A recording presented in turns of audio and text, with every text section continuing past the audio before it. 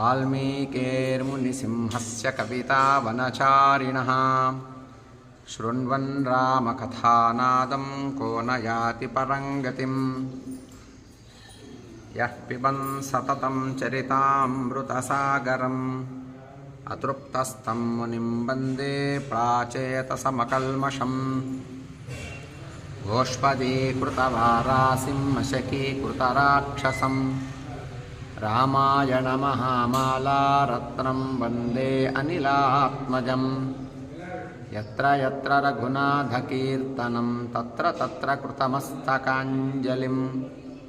भाष्पवारि परिपूर्णलोचनं मारुतिं नमत राक्षसान्तकम् जयत्यतिबलो रामो लक्ष्मणस्य महाबलः राजा जयति सुग्रीवो राघवेणाभिपालितः।